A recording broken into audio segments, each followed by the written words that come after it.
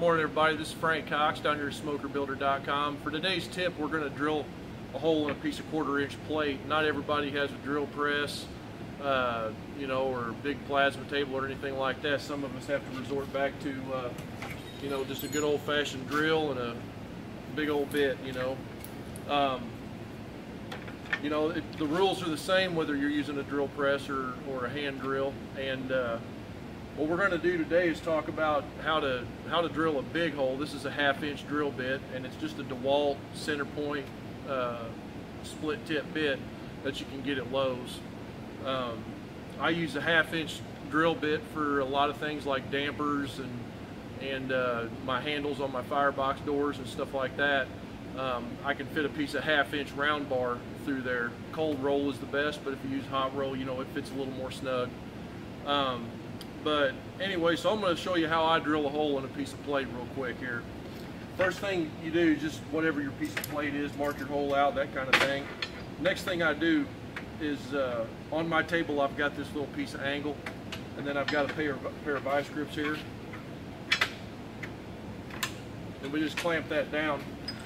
And some of this is going to be a little bit loud, but wherever your hole needs to go, you just take this is called a center punch, and you just find your spot where you're going to drill and just give that a good whack, and it'll make a dimple right there for your bit to have a place to grab so it doesn't walk all over the place. Now the thing to remember about using any drill and a drill bit, this is a big heavy electric hand drill. These things have a lot of torque, and you can hurt your wrist if you're not holding the drill right. But the biggest thing is that your drill bit, this bit's made for cutting metal, and as long as you take good care of it, it'll stay sharp for a longer period of time. And one of the ways you take care of it is by drilling slow. This isn't wood, it's metal, and so it doesn't cut as fast as metal. Another thing is keep some WD-40 handy or some kind of drilling lubricant, and you can spray that spot periodically if you've got a lot of holes to drill. If you're just drilling one hole, no big deal, you don't really need it, but you just take the point of that drill bit and get it in that center hole like that. And then what I do is I like to find a good way for me to grab on and lean into stuff and make sure I've got plenty of torque. Usually put something against my back if I'm in a tight spot, and then you just drill slow. This drill will go about that fast, but if you go fast like that, you're just burning the drill bit up. So we're going to go slow here.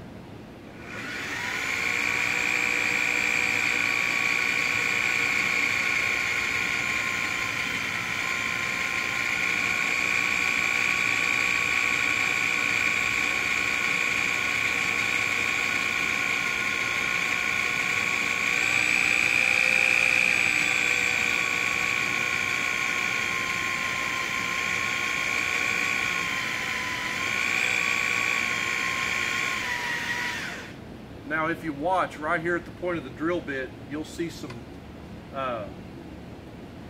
where you'll get cuttings. You can't hardly see that cutting, but it looks like a spiral. That means if you're drilling, that's called chip load. If you're drilling slow and you got the right amount of down pressure on your bit, then you'll get a good amount of chip load on your cut, and you'll be cutting faster. Once this center point of this bit gets through, it's really going to take off and start drilling.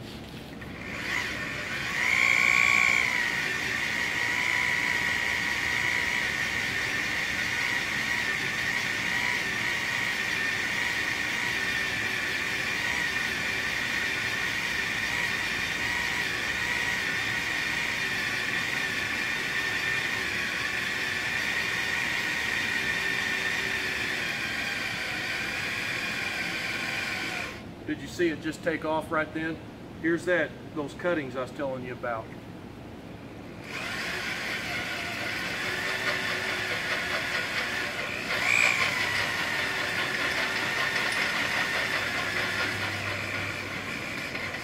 When you get to the very end, you can almost feel that the bit's going to punch through. You want to take a little bit of the pressure off, because that's when this thing will jerk around and hit you in the mouth.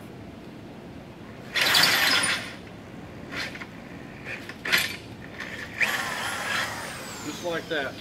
At the very end there, I usually just kind of pulse the trigger a little bit. You heard me probably do that. Anyway, there's what I'm talking about when we're talking about chip load. it's like you can just see it digs in and it starts to cut like that. You'll see these cuttings around everywhere I drill.